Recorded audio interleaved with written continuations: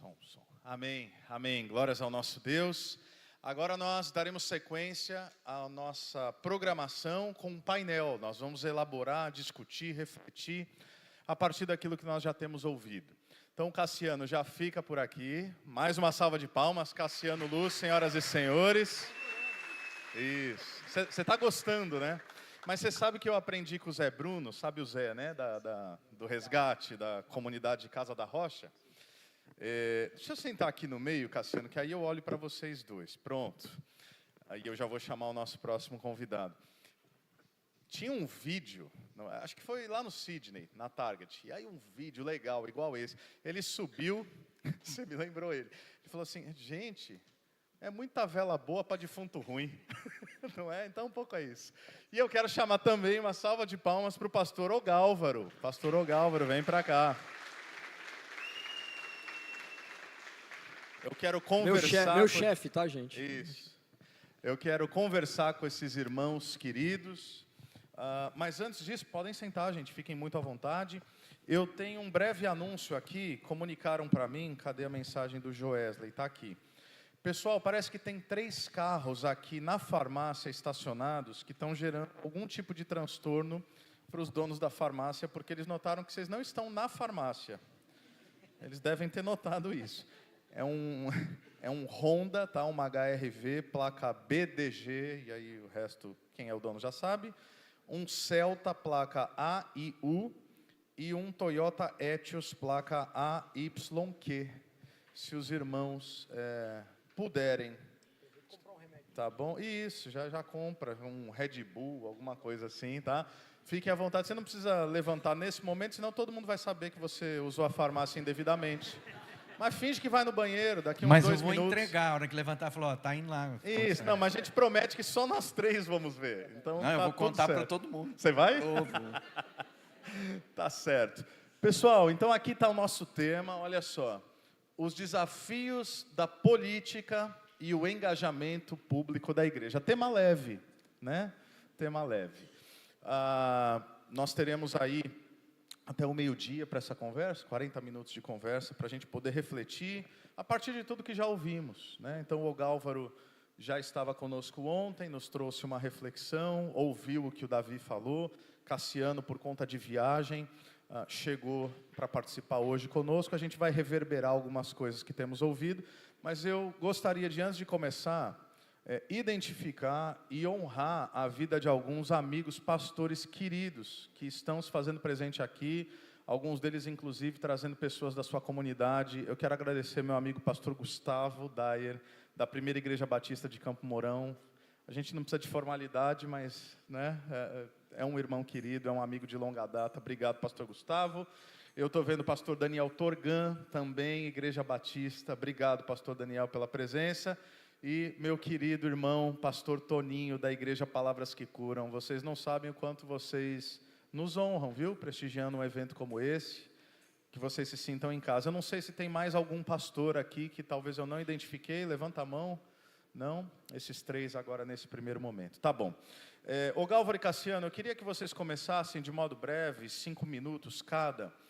Se apresenta um pouco mais, fala para nós o que vocês fazem, qual é o desenvolvimento da vocação ministerial, quais são as áreas, as ênfases, para a gente poder se situar aqui com quem que nós estamos falando, e a partir disso a gente vai falar um pouco desse engajamento público. Pode ser?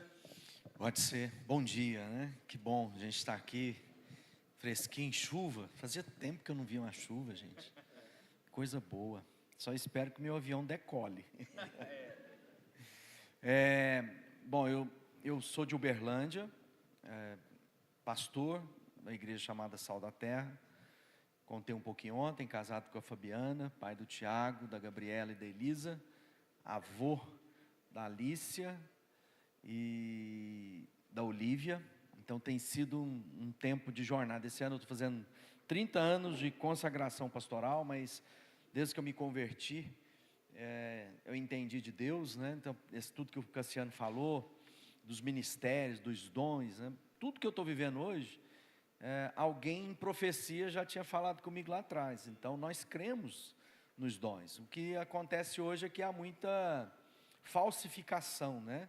de coisas que são do divino, da parte de Deus, para enganar, para seduzir as pessoas. Por isso eu quero dar o meu testemunho para você. Quando eu me converti, eu era muito preconceituoso com os crentes. Para mim, crente era gente feia, burra e pobre. E a minha mãe se converteu. Quando a minha mãe se converteu, a gente fez muita piada com a minha mãe.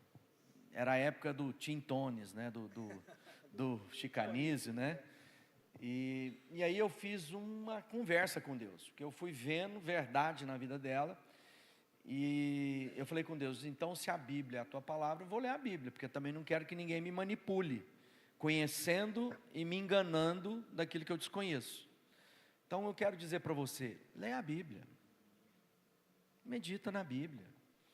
Então essa história, tem muita gente enganando, desde o princípio. Paulo diz que lá naquele tempo, né, haveria pessoas que se levantariam. Jesus anuncia isso. Há uma série de avisos sobre lobos devoradores, gente do mal, que resiste ao evangelho, que querem primazia, que briga pelo poder. Isso não é nada novo, estava lá no início da igreja, quando Jesus ainda estava vivo. Os discípulos estavam lá, pedindo para a mãe interceder, quem ficava de um lado, quem ficava do outro. O que vai nos livrar disso? Palavra de Deus, oração, Espírito Santo. Então leia a Bíblia, para que quando houver uma mensagem estranha, você não seja enganado. Não vos deixeis enganar. Essa é a palavra de Deus. Então, conhecendo a verdade vai balizar suas escolhas na sua vida. Então, desde o meu início, essa é a minha história. Eu me converti, e a paixão por Jesus e o desejo de contar para todo mundo aquilo que Deus tinha feito e tem feito na minha vida. Sou pastor local, entendo essa coisa de unidade para mim, que é tão... gente fica lá conversando, tem irmão difícil, é isso aí, família. Família, não é? Mas desde que eu me converti, nós tivemos boa relação. Às vezes as pessoas não gostavam da gente, mas a gente gostava delas. Então, na jornada, eu sempre entendi, porque fui ensinado dessa forma, pelos meus pastores. Então, Deus tem feito grandes coisas. E falar sobre política, desafios, é parte daquilo que é a igreja. A igreja trabalha o polis, né, que é essa coisa comunitária, em favor da sociedade. Mas nós temos um ingrediente, que é o quê? Valores eternos do reino, aplicados na temporalidade da nossa vida, que não podemos negociar. Tem muita gente negociando valores do eterno para ficar bem com as pessoas. Não faça isso, leia a Bíblia. Há valores que são imutáveis, né? A cultura muda, porque você estava falando ali do eixo, né? Então, cada momento na história, esse eixo tem que controlar o pêndulo, né? E é interessante. Pêndulo, é essa palavra. E é interessante que a balança, a gente está falando de polarização. Como é que antigamente, os mais novos nem vai saber como é que funcionava isso. Se você fosse na balança, então tinha os pesos, que era o fiel, que era o peso que era fiel, né? Você não coloque peso enganoso. A Bíblia já fala, não usa um fiel que vai roubar do outro lado. Um peso que tinha 500 gramas e era 498, estava roubando 2 gramas. Uma balança se equilibra nos extremos. Precisa dos extremos para ela ser equilibrada. E às vezes a gente não está querendo entender. Se não tiver equilíbrio, o que vai acontecer? Como o Cassiano mostrou, ela vai ficar, né, apontando para um lado que não deve ser, vai cair. Então, na sua vida, seja fiel ao que Deus te chamou para ser. E não negocie os seus valores. Seja tudo aquilo para o qual Deus te criou. Seja fervoroso, mas entenda que assim como você, outros que têm percepção diferente, vão defender aquilo que eles também entendem. Sem que isso seja meu inimigo. Ele é apenas alguém que pensa diferente de mim. E a gente precisa ter uma conversa boa, em que a gente pode falar de coisa que discordamos, sem nos ofender mutuamente. Amém. Cassiano, uma palavra inicial aí. Eu lembrei da palavra agora. Não, mas podia ter falado na hora, né? Eu acho, eu fico pensando, né? A gente está vivendo esse momento da aliança, O Álvaro sabe disso, né? Quando terminou o último termo, eu falei, cara, eu fico desde que você continue como presidente. Porque essa visão que o Álvaro deu agora é tão difícil de encontrar hoje, gente. Não só a visão, mas a prática, né? Você conseguir conviver e respeitar, e gostar até, às vezes, de pessoas que pensam diferente de você. E não é que é difícil lá fora, é difícil inclusive na igreja. Não, na igreja. É disso que a gente está falando. Na igreja. É um desafio tão grande e cada vez menos a gente encontra. É meio desesperador isso. Desesperador. Parece que não pode existir gente que pensa diferente da gente, que a gente já passa a não considerar como irmão. Né? É um negócio meio terrível. Eu gosto de política. Eu estudei ciência política, eu fiz ciências sociais, né? Eu fui mais para antropologia, mas eu gosto de política. Eu não gosto de muitos políticos, né? Da maioria dos políticos, mas de política eu gosto. E eu acho que eu considero uma bênção isso, porque é parte da nossa vida o tempo todo. O Galvão diz, a gente vive na cidade, né? A gente vive em sociedade. E é um tema que é muito importante para nós. E só para uma vez, uns anos atrás, eu estava almoçando com um pastor e ele falou, eu sei o que você faz. Aí eu falei, então me fala, porque eu não sabia direito, né? Eu faço um monte de coisa, não faço nada muito bem feito, assim.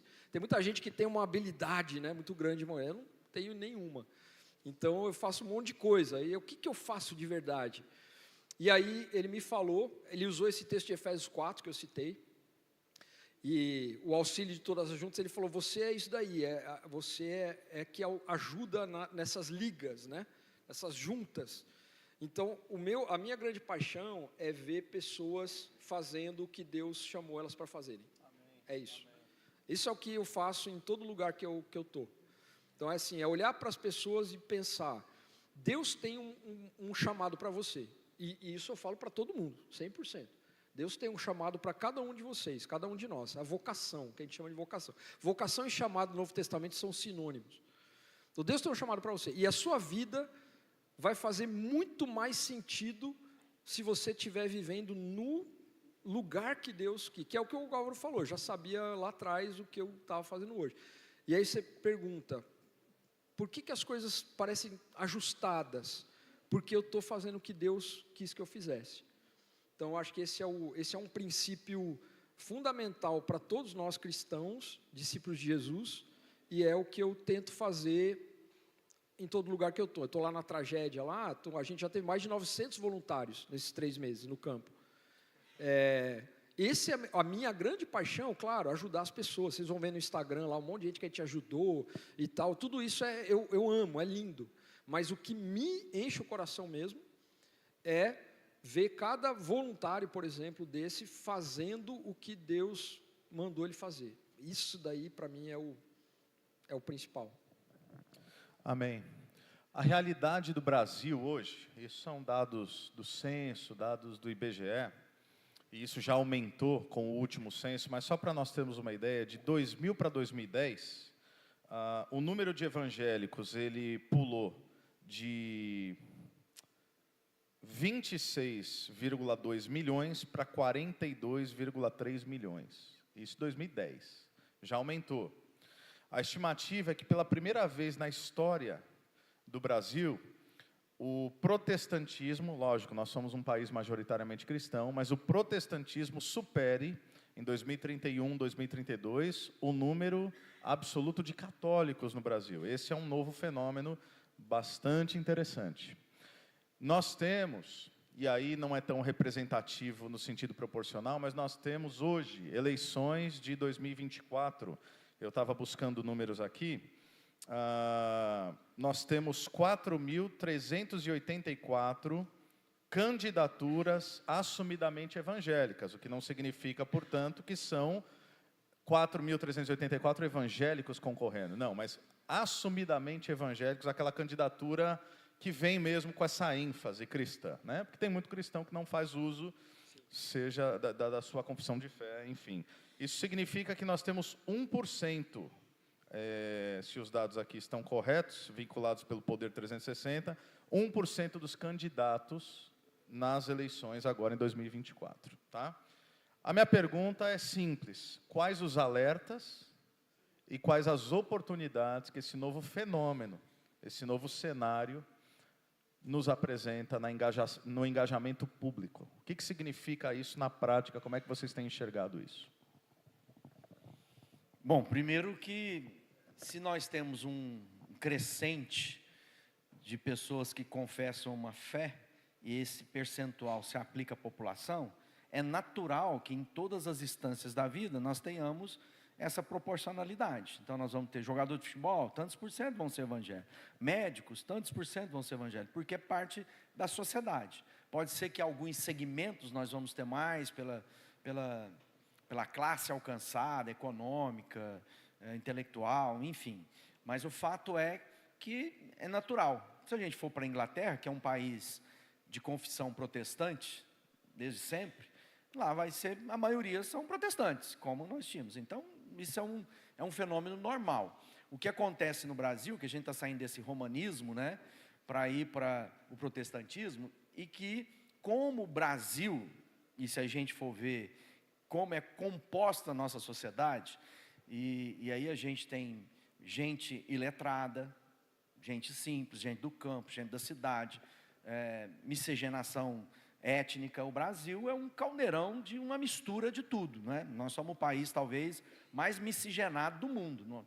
Provavelmente não há, por isso que não faz sentido, por exemplo, preconceito no Brasil. É ridículo. Por quê? Porque nós somos um povo misturado. Como é que a gente vai ter preconceito da nossa mistura? É diferente daqueles países que você vai ver que não há mistura. O Brasil não, o Brasil, a composição dele é isso. No evento político, essa mistura também vai se apresentar. E aí nós vamos ter coisas intelectualmente boas e coisas muito básicas, porque é o extrato da nossa sociedade.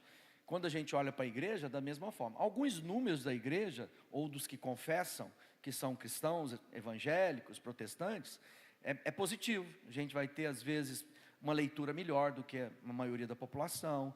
Nós vamos ter uma ajuda comunitária, um senso de cooperação, né, em favor dos irmãos, mais do que em outras comunidades. Mas também nós vamos ter os abusos, e aquilo que é parte da formação. Então, provavelmente, as gerações futuras podem desfrutar de coisas melhores, porque vai tendo uma apuração também. Porque não é porque eu sou crente que eu vou ser um bom vereador. Na igreja a gente faz isso. Não é porque eu sou um homem de oração que vai me colocar para cantar no louvor. Porque não é meu dom, não é a minha habilidade, não é a minha vocação. E tem muita gente olhando isso como oportunidade de ascensão social, de domínio. Há muitas motivações, mas é difícil julgar a motivação. Deus conhece. Então eu vejo positivamente. Talvez a gente não vá acertar nas primeiras, mas a gente vai melhorando, e se a gente manter fiel, a gente tem a possibilidade de ver uma sociedade mais igual, né, no sentido de oportunidade para todo mundo, e eu acho que é positivo, apesar que a gente vai ver muita coisa ruim no processo, como eu disse, nada novo. As cartas que a gente usa para exortar os irmãos é de situações que aconteciam na igreja nos primeiros dias. É o filho pegando a mulher do pai, né? É alguém tomando na ceia e comendo e bebendo rapidamente, fica tonto. Mas são coisas. Então, família, gente, complicação própria, né? Às vezes a gente imagina que os heróis, a primeira igreja primitiva, tudo gente como a gente. Tudo pica-fumo. Se não for o Espírito Santo, se for misericórdia de Deus, se for a bondade de Deus, é inferno para todo mundo. E aí, Cassiano, alertas e oportunidades desse cenário atual aí no engajamento público? Eu acho que, assim, umas coisas muito simples. O Gálvaro citou esse negócio da vocação de novo. Ser político é uma vocação. E é uma ciência. Não é que qualquer um, sem preparo, etc., vai ser um bom político. É uma vocação e é uma ciência. Tem que ter conhecimento da coisa. Então, eu acho que o primeiro, um critério que a gente precisa usar Acho que não o primeiro, né, porque eu acho que o primeiro, um critério importante para ser político é você olhar a biografia essa história da ficha limpa, ela é um baita avanço da nossa sociedade, você não poder ser eleito se você não tem ficha limpa. Tem riscos, né, de cometer algum ou outro injustiça, mas assim, de modo geral, é ótimo. Então, esses critérios, né, da honestidade, etc. Mas um critério muito importante é pensar se a pessoa tem vocação para ser político, competência, etc. Então, se ele é crente ou não pode ser um único critério, ou não pode ser o primeiro critério. Não pode ser. Não vou votar porque é crente, porque é cristão, porque está falando o versículo lá. Porque assim, o Galvão falou, é natural que numa sociedade com muitos evangélicos tenha mais candidatos evangélicos, é verdade. Mas também é natural que os candidatos explorem isso muito mais. Então você vai ter gente se dizendo evangélico que na verdade não é. Eu me lembro porque está dando ibope ser evangélico. Lógico, ele vai ganhar voto. Então ele sabe falar a linguagem, nicho. ele utiliza de um linguagem. Exato. Eu me lembro quando tinha aquela feira gospel lá em São Paulo, não lembro qual era o nome, uma grandona. Eu fui num dia anterior a abrir, que era só para os expositores, né, para fazer negócios internos ali. Ali que eu descobri que a grande maioria até donos de editoras e tal, que nem protestantes são. É mercado, virou mercado. Então, assim, é um mercado grande, crescendo, expansão, que também dá muito voto. Então, por isso que eu falo, o primeiro critério não pode ser esse. Não pode ser esse. Se ele vai ter um peso em algum momento para você, tudo bem, mas não pode ser o primeiro critério. Não é porque o cara é evangélico que ele vai fazer um bom governo. É só trazer governo. isso para outras áreas da vida. Você vai pedir para o engenheiro construir sua casa só porque ele é crente? Exatamente. Você vai pedir para o médico operar sua mãe, sua filha, só porque ele é crente? Exatamente. Você vai querer entrar num avião de um cara que pilota, mas nunca fez, mas ele é um irmão de oração. Mas já ajuda a orar também, né? Leva a oração bastante. Mas então vale. É exatamente isso que eu estou querendo dizer. É exatamente isso. A gente tem que aprender que a política não é uma coisa que qualquer um faz. Não é. Ser político, a política sim, todos nós participamos dela. Mas ser um bom gestor público, ser um bom político, a pessoa tem que ter capacidade para aquilo, ela tem que ter perfil para aquilo, até preparo. Porque, né, Cassiano? A maioria das pessoas fala assim, eu quero ser vereador. Não sabe o que é a função do vereador. Não sabe nem o que faz. Aí o cara lá está prometendo coisa que não tem nada a ver com a alçada de um vereador. Ele está falando de coisas que nem se ele quisesse, ele poderia fazer. Então, o que é a primeira coisa? É entender os processos, o que é cada coisa. E quando nós estamos falando agora de política partidária, de entrar nas eleições. Porque política a gente vai fazer. Se for uma pessoa pública, você está vivendo uma vida política no sentido, né? Não, e bom que vocês já estão confortáveis, já passou metade do painel, agora a gente pode parar com essa conversa de comadre, né? E entrar para os temas difíceis. Eu ia falar isso agora, falar assim, a gente vai discordar, isso então, só mostra beleza, que a gente né? Só está esperando. Para vocês, pessoalmente, então agora falando, a gente não vai falar só disso, mas é o tema, política partidária. Nós estamos em período eleitoral, não é nem mais pré-campanha, é período eleitoral. Tá? Então nós temos assim candidatos nas nossas igrejas, nós lidamos com essa questão todos os dias. Eu sei que você lá, no sentido não pejorativo, né, da expressão, mas você como pastor de uma igreja grande em Uberlândia é certamente assediado por diferentes candidatos, seja prefeitura, vereador. Pastor, dá para apoiar? Não apoia? Como é que faz?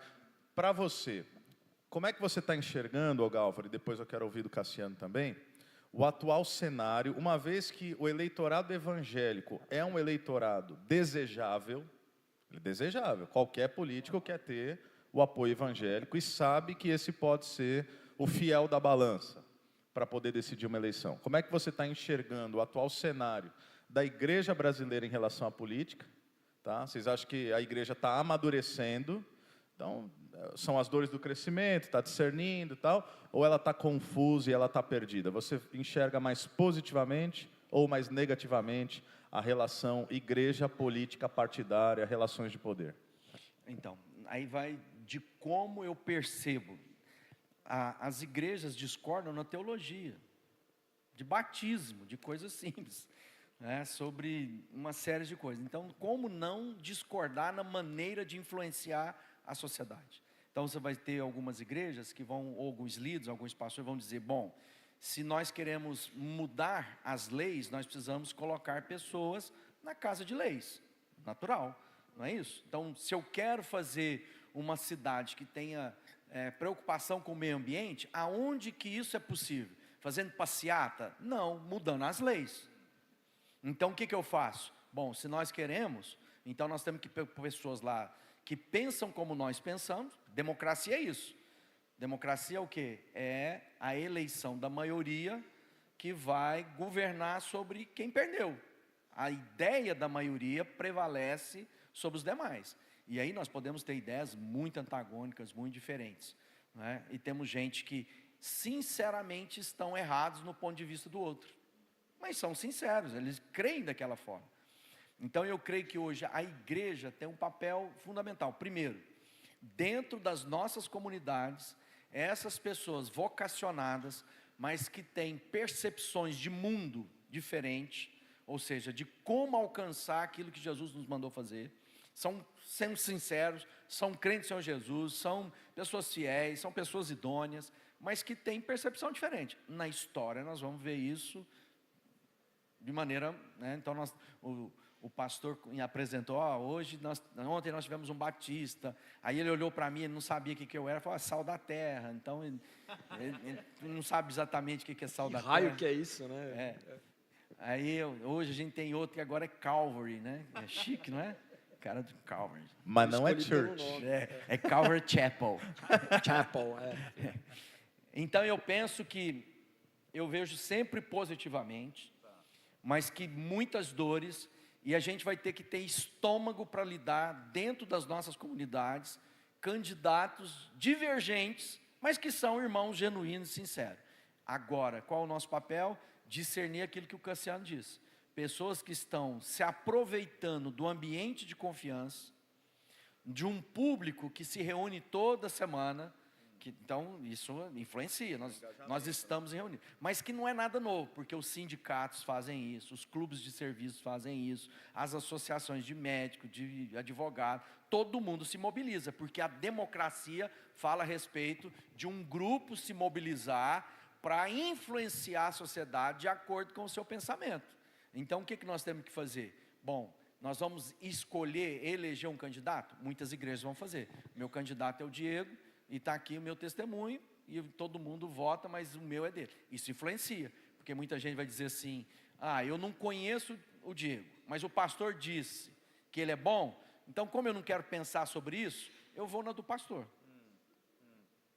Mas isso vale para todas as coisas na vida, por isso que eu volto a dizer, leia a Bíblia, avalie os seus candidatos, entenda a função e vote. Vai ter tensões? Claro, somos assediados o tempo todo, mas é bom, eu gosto de ser assediado, porque mostra que a comunidade é relevante do ponto de vista que as pessoas veem. Ao mesmo tempo, eu não preciso ceder ao assédio e nem me corromper com ele. Esse é o outro desafio. Então eu creio que é positivo, eu creio que temos que levantar homens e mulheres que têm esse coração público para servir com dignidade, com honestidade, com integridade.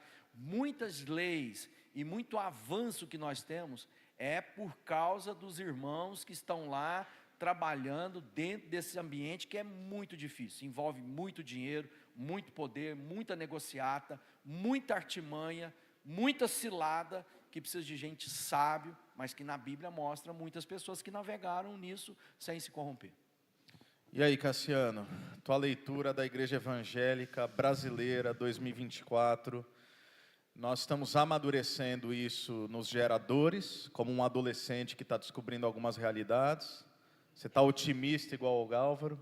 Ou no seu olhar a coisa está meio nebulosa, a igreja está um pouco confusa? Como é que você enxerga esse fenômeno? Não, eu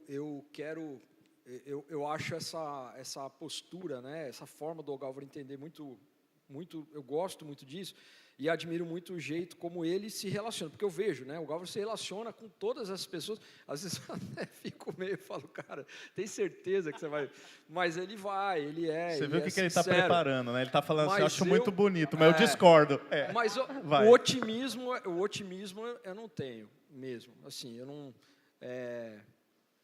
eu entendo que é muito difícil julgar, e nós não devemos julgar a intenção das pessoas, nós não devemos fazer isso, isso é um erro, mas os sinais são muito ruins, né? Então eu vejo muito mais essa questão da exploração do hype, né, do evangélico,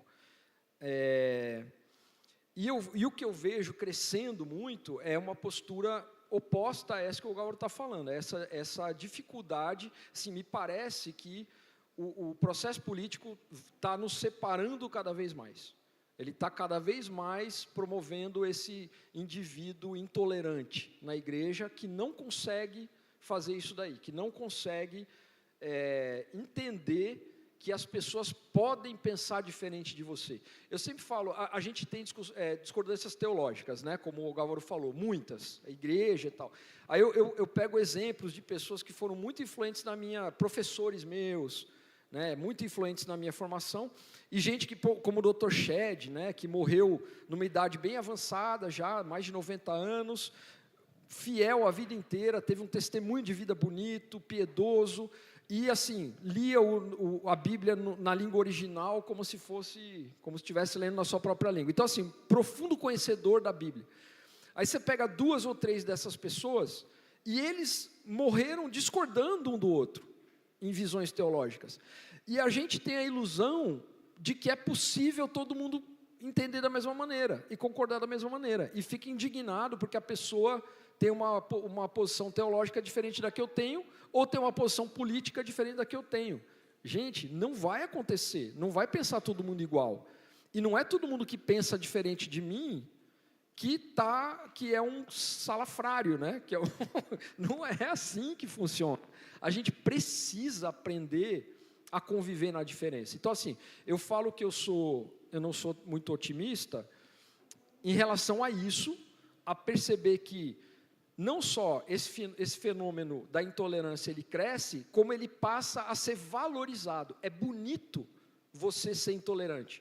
O cara que faz campanha manifestando, vomitando a intolerância dele, a gente bate palma e acha aquilo bonito, acha aquilo, não, está certo, é isso mesmo que tem que ser, é assim mesmo que tem que ser. Outro dia o Diego falou que a mesma discordância que eu tenho com ele também, tá? A mesma Vamos coisa. ver, Outro dia ele falou, eu levantei a cabeça aqui. fulano, não sei o quê. Eu falei, cara, por que você está elogiando o cara? O cara ele é um mal educado, não é nem um pouco gentil, o jeito que ele fala é ofensivo, é agressivo, e a gente está batendo palma para ele. Acho que ele está falando do seu, Gálvaro. Falando do Diego. Não, eu estou falando do Diego. Eu e não estou falando do cara. Bolsonaro, não, tá, gente? Não é o Bolsonaro, tá? Só para... Mas assim... Só para vocês ficarem em paz, não é o Bolsonaro. Não Tá. Mas assim, a gente parece que passa a achar bonita a intolerância. A gente valoriza a intolerância. Assim, aí vamos pensar. Será que o evangelho é assim, né? Então, eu acho que, nesse sentido, eu sou pessimista em relação a isso e a ver políticos assumidamente, né, ou declaradamente cristãos, evangélicos, e aquilo que eles fazem. Eu vivi em Brasília 5 anos, e durante 3 anos, eu frequentava quase que diariamente o Congresso Nacional, e aquele meio lá, quase que diariamente. Então eu convivi de perto, eu ia nas reuniões da Frente Parlamentar Evangélica, quinta-feira de manhã, eu participava do café com eles. Então eu vi isso de perto. Então, o cara se dizer cristão e falar uns versículos bíblicos, não significa nada, por si só. Pode significar, mas por si só, não significa nada. E o resultado da prática parlamentar dessas pessoas, seja no legislativo, seja, né, cada vez menos eu vejo isso me convencendo de que a maioria desse pessoal vale a pena votar neles. Então, eu não estou dizendo para não votar evangélico de jeito nenhum, Não é isso que eu estou dizendo. Estou dizendo que esse não é o principal critério e não pode ser. Eu acho que você, eu estou sentindo que você é contra candidatos evangélicos. Eu quase. Não Mas chega eu quero a esse dizer ponto. o seguinte, apesar do Não Cassiano chega a esse falar que ponto. não concorda comigo, eu concordo com tudo que ele falou. Porque ninguém aqui está dizendo de separar pessoas intolerantes, mal educadas, grosseiras, iracundas, que separam irmãos. Aliás, a Bíblia fala sobre isso. O que nós estamos falando? Nós estamos falando de pessoas de valores, pessoas idôneas. É da mesma forma que a gente vai separar um obreiro, alguém que vai ajudar a gente na igreja, a gente tem que saber que não é apenas ser uma pessoa talentosa, que aí está em dois caminhos. O que a gente prefere? Nós preferimos um homem piedoso, que não tem talento, mas que é ensinável, ou nós queremos uma pessoa superdotada, mas mau caráter? Está vendo que a gente tem os dois lados, né? Eu posso pegar uma pessoa super capacitada, Sim, que é sem vergonha, Claro. inclusive que se diz crente. Por isso que eu acho que o primeiro critério é o caráter. Exatamente. Eu acho que é o primeiro critério. Agora, o que eu quis dizer, e isso eu sei que você não sei que você não pensa assim, mas eu tenho visto isso cada vez mais no meio de pessoas, de irmãos. Então, assim, o que o Evangelho fala? O que vocês ouviram? Olho por olho, dente por dente? Eu, porém, vos digo. Então, assim, não pode bater palma para alguém que reage na mesma moeda, e que bate de volta quando apanha e achar que isso é bonito. Está entendendo o que eu estou falando? Ô, gente, eu estou falando essas coisas porque eu estou na minha igreja agora. Bem-aventurados os pacificadores. É isso aí. Pacificadores. Porque serão Exato. conhecidos como filhos de Deus. Agora a gente está vivendo uns dias, e aí por isso que eu estou dizendo, para ser fiel, eu não posso negociar aquilo que eu sou em Deus. E para alguns, isso pode parecer intolerância. Vou explicar isso melhor. Não estou falando nada de... Então, primeira coisa, eu acredito e defendo que cada um possa ter a religião que quiser. Viver o tipo de vida moral que ele desejar. Isso é problema dele. Eu vou defender a liberdade dele, da escolha ruim dele. Mas não me proíba de dizer que isso é pecado. Entende isso? Aí o outro vai dizer, mas você é intolerante. Fala, não, eu estou defendendo o seu direito de você fazer a sua escolha. Até porque afirmar a realidade hoje do pecado pode soar para muitos como intolerância. discurso de Simples. ódio. Quer ver uma coisa simples? Há um só mediador entre Deus e os homens. Extremamente ofensivo. Há um só caminho que leva a Deus. Fundamentalismo, extremamente fundamentalista. Mas como é que a gente negocia isso? Não, pode ser. A gente não sabe. Não tem jeito. Jesus diz, eu sou o caminho, a verdade e a vida. Ninguém vem a mim se não for no Pai. Esse discurso, para quem quer criar uma situação, vai dizer, isso é discurso de ódio. Porque você está desprezando o outro na convicção dele. Então, quando você está dizendo que a verdade é Jesus, nós estamos chamando o resto tudo de quê? Mentira. E o Evangelho é assim. O Evangelho é exclusivo, ele é exclusivista. Então, ele inclui, mas através de algo exclusivo, né? Exclusivo. Ele vem a mim todos. Então, ele falou assim, todo mundo pode participar disso, mas há um só caminho. Então, o que nós estamos vivendo hoje? E aí a Bíblia diz que os filhos das trevas são mais sagazes que os filhos da luz. Então, a gente tem que ter sabedoria. Porque muitas vezes a gente vai entrando na onda. E às vezes não fala sobre isso que ofende. Nós vamos perdendo a mensagem do Evangelho. Ela é boas novas, de grande alegria para todo o povo. Mas ela é uma mensagem ofensiva ao pecador. Você está pecado, você está indo para o inferno. Deixa eu aproveitar, Cassiano vai falar.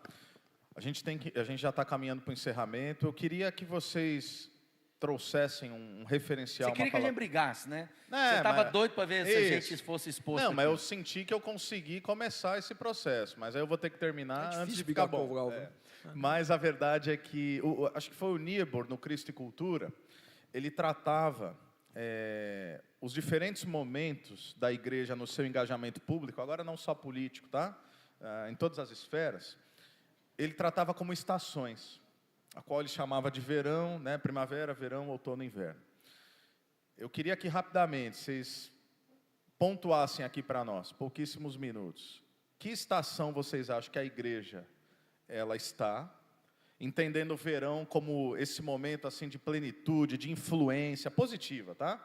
De engajamento, não de poder, mas de influência, de um aspecto saudável, uma igreja que serve o mundo, que transforma a cidade, que é benquista pela comunidade como um todo, e o inverno sendo exatamente o oposto disso. O Niebuhr vai dizer que no verão a gente tem que engajar mesmo, a gente tem que ocupar as esferas, ocupar talvez não seja a melhor expressão, mas vocês entendem, e no inverno há um recolhimento. Até meu Deus, me fugiu o nome dele, escreveu agora, há alguns anos, sobre a opção beneditina, que é o que? Diante da hostilidade crescente ao Evangelho nas culturas, uma opção possível é nos recolhermos. É entendermos que a nossa voz, embora o Evangelho seja mensagem de capa e não de rodapé, é um recolhimento. Voltar para as nossas comunidades, voltar a abrir escolas, voltar a entender que há uma cultura hostil. Qual é o momento que a gente vive? E como é que vocês enxergam esses próximos anos? Vai continuar nessa estação? Vai virar? Vai melhorar? Vai piorar? Como é que vocês enxergam hoje a igreja brasileira? Porque falar de Europa é uma coisa, falar dos Estados Unidos é outra. Como é que você percebe que o Brasil enxerga o evangélico? E aí, sua palavra final para a gente encerrar. Bom, a minha final já, então, Então, eu não sou... Eu gosto dessa fala aí. E, nesse sentido, eu entendo o que o Gálvaro fala e que a gente realmente não deve comprometer a nossa mensagem, a mensagem do Evangelho, em nenhum momento, mas eu acho que a gente devia falar menos para a sociedade agora. Você falou dos contextos diferentes, eu falei... Você acha que o inverno está chegando? Eu acho que é o inverno. Já. Eu acho. Eu acho que, diferente de outros contextos, como você disse, nos lugares onde o Evangelho é pouco ou não anunciado, ele tem que ser pregado ostensivamente, de forma falada, né? Tem que ser pregado ali. Aqui, o Evangelho está disponível de tudo que é jeito, a mensagem do Evangelho. Então, a nossa atuação na sociedade tem que ser muito forte, na minha opinião, mas de forma diaconal.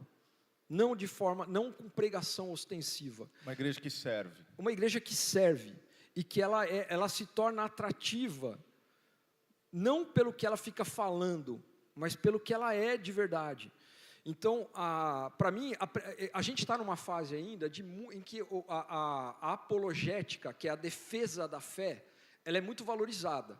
Então, esse negócio de ficar discutindo com o ateu, discutindo com o cara que é inclusivista, que acha que enfim, é discussão, é retórica, é fala.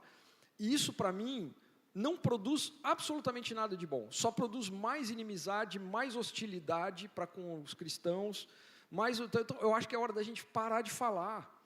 Não precisa ficar falando. Vamos ser quem a gente deve ser e viver como a gente deve viver.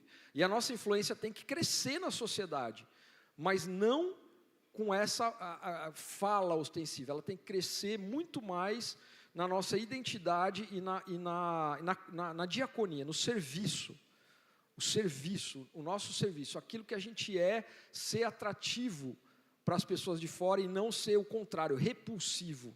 E só para terminar, o Gálvaro falou uma coisa aí, ele citou sobre achar que as pessoas têm o direito de ser o que elas forem. A gente precisa lembrar disso sempre. Por isso que a gente fala que o Estado é laico e ele tem que ser laico mesmo. Essa é uma conquista do protestantismo. O Estado tem que ser laico. Porque as pessoas não são... Eu não posso obrigar alguém a crer. Não sou eu que convenço as pessoas do Evangelho, é o Espírito Santo que convence. Então, da mesma forma que eu quero ter a liberdade de dizer que o que é pecado, que eu tenho que ter essa liberdade de pregar dentro da igreja, sem que ninguém venha aqui interferir na minha pregação e dizer que eu não posso falar, da mesma maneira, é uma questão de lógica, eu também tenho que defender o direito das pessoas de serem o que elas quiserem ser. Elas têm que ter esse direito.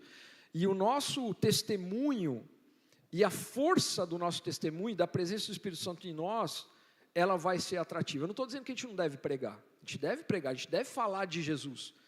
Mas não de uma forma impositiva e de uma forma desafiadora, né? No sentido de, vamos brigar aqui para ver quem tem mais razão com argumentos racionais. Acho que, de novo, você pregou em Atos, e Atos fala muito de palavras e obras. Acho que é disso que você está falando, né?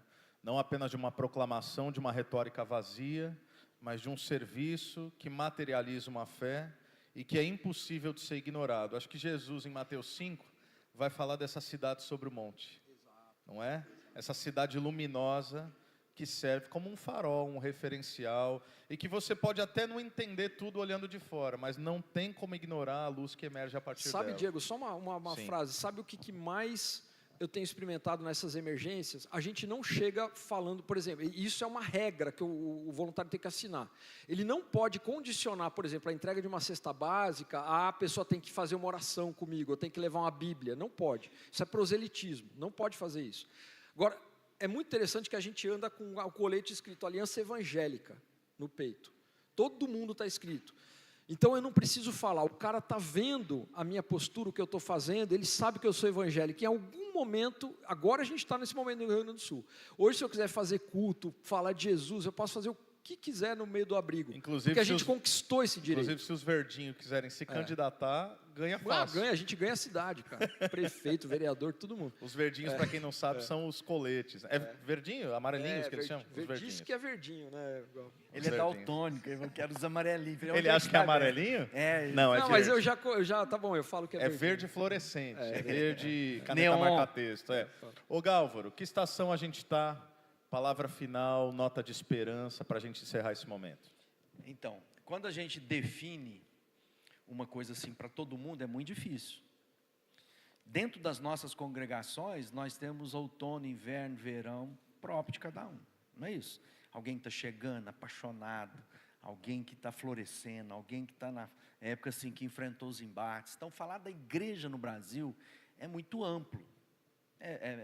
Agora, se eu fosse definir o momento nosso, como esse despertamento e esses números do crescimento vêm principalmente a partir da década de 90, justamente quando surge ali o Sal da Terra, nós nascemos nesse momento de despertamento.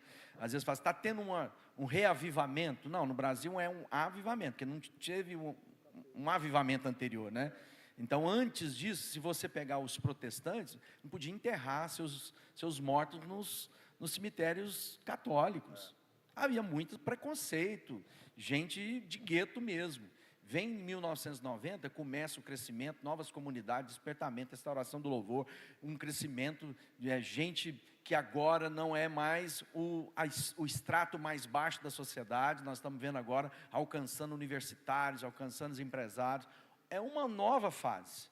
E no meio de tudo isso, eu creio que tem muita coisa linda. A minha vida, eu sou fruto desse momento. Mas também vem a tranqueira, que é próprio, o joio que vai misturado, gente dizendo que é e não é, e que era necessário que a doutrina dos apóstolos colocasse em prova os que diziam ser e não eram. Então há em algum momento esse embate. Por mais eu nasci numa igreja que nós temos obras sociais, na época que todo mundo achava que obra social é coisa de espírita. Nós sofremos esse preconceito da igreja evangélica Uberlândia. Hoje a gente administra metade da saúde da cidade. Nós cuidamos de hospitais, postos de saúde, médico da família, temos crédito. Então, para nós, isso é natural. Que não tem jeito de eu fazer essa dicotomia entre a mensagem e a obra. É a mesma coisa, não tem como eu dizer algo que eu não estou disposto a ser encarnação dela. Então, para nós, para a nossa vida, não tem jeito, mas eu sou evangelista, porque eu sei de onde eu saí, quais eram as minhas angústias de alma, quais eram as minhas dores, e eu sei o que passa a dor, por mais que as pessoas estejam alheias à solução. Alguém tem que dizer para elas que há uma esperança, que há uma paz, que há uma alegria, que há uma boa notícia, que o casamento não precisa ser ruim daquele jeito, que a relação com os filhos não precisa ser tensa como tem sido, que o medo do futuro não precisa trazer ansiedade, depressão, pânico como nós estamos vendo, não precisa de tanto remédio. Aí, o que nós precisamos? Da pregação do Evangelho. Agora, essa pregação é apenas de dizer? Não, de mostrar o amor, a bondade, a compaixão, a fidelidade. Há uma mensagem gentil, mas que é firme, que vai confrontar, como me confrontou. Então não há como ter despertamento espiritual sem confronto ao nosso pecado. Então, defendo o direito de ser? Defendo. Então qual é o momento da igreja? Eu penso que a gente é uma igreja meio adolescente. É uma igreja adolescente que está deslumbrada. Já viu o Novo Rico? que sai comprando tudo de marca, tem que ter marca aqui. Esses dias nós estávamos conversando, a pessoa não fica satisfeita de comprar um brinco lá na Dior, que é uma marca boa, então vai falar, é um ouro bom, é uma peça, tem que escrever Dior na orelha. Então o brinco é Dior. Aquele cinto da Chanel, né? C gigantesco. É brega, gente, deixa eu dizer, é brega. O luxo é brega. Essa coisa de ser outdoor ambulante, ainda mais que a mistureira, né? Fendi na calça, é Chanel na camiseta, é o lenço da Hermès, então, menos. Mas vocês viram que ele conhece tudo, né? Todas lógico. as... Mas é porque o Gálvaro ele tem propriedade, porque ele é old money. Então ele não é esses rico novo brega, ele já é rico velho, entendeu? Tá tranquilo. E a igreja está meio brega. No sentido de achar que agora nós temos voz, nós vamos...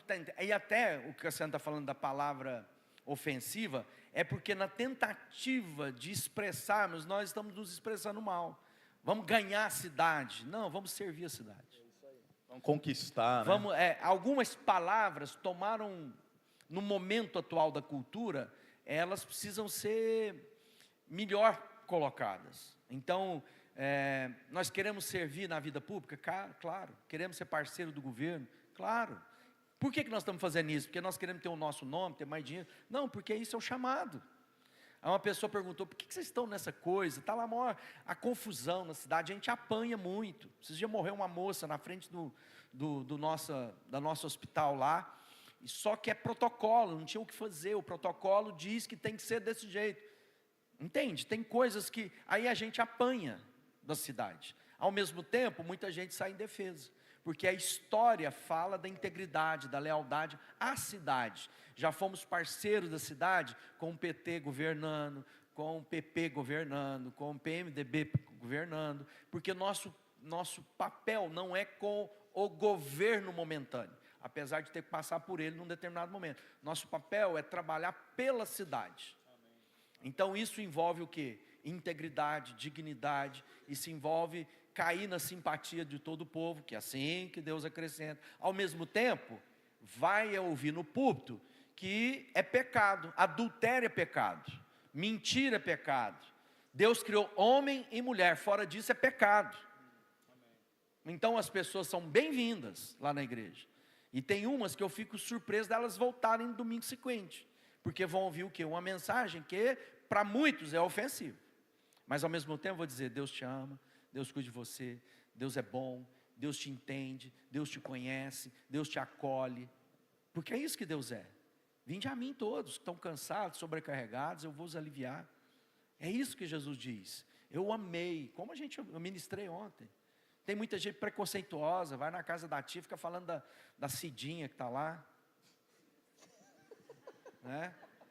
Ao invés de chegar lá, levar o bolo que a tia gosta, levar o saco de laranja que ela gosta de chupar, né? Ser alguém que demonstra compaixão, amizade, bondade, para que a tia possa olhar e falar assim, você é um sobrinho diferente. O que vocês têm que os outros não têm? Jesus. É isso que eu tenho. Glória a Deus, glória a Deus. A nossa oração é que você tenha sido edificado por essa conversa, uma conversa entre amigos, uma conversa entre irmãos, uma conversa que você pode notar, que não naquilo que é primário, mas naquilo que são algumas ênfases, alguns apontamentos, nós temos total liberdade de enxergar de maneira diferente, com um pouco mais de otimismo, com um pouco mais de cautela e reticência, mas caminhando em unidade no corpo de Cristo. Afinal, lembrando, o tema dessa conferência desse ano, eu não me envergonho do Evangelho. Por quê? Porque o Evangelho é o poder de Deus para a salvação. Então nós estamos aqui para reafirmar, nós estamos aqui para reverberar essa verdade desse Evangelho que nos salvou, desse Evangelho que nos alcançou, que tem transformado, dilatado a nossa consciência, aquecido nossos corações, e a gente vai continuar. Então eu queria uma salva de palmas para o Cassiano e para o Gálvaro. Obrigado, meus amigos. Eu só quero deixar, eu estou saindo agora de volta para Uberlândia, eu trouxe 2 livros sobre isso que nós estamos conversando, o Wake Up, que fala sobre esse despertamento. Você vai ser muito edificado pela essa leitura. Está ali, pessoal, pode comprar. Tá. Só que é a última chance que a gente já está indo embora, né? Isso, a gente pode fazer o seguinte, a gente está bem corrido. Não dá nem tempo de eu ir almoçar, não. Meu voo é 2 horas? Não, é 3. 2h50. É 3. Que o Gustavão falou ali para mim, falou assim, você Não, vai ter que... confia, confia.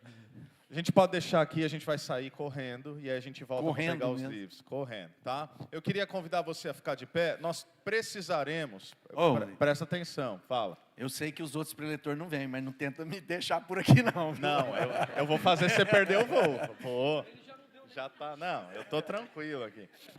Não, é exatamente sobre isso que eu quero falar. No nosso cronograma, o nosso retorno da programação está marcado para as 15 horas. Presta muito atenção.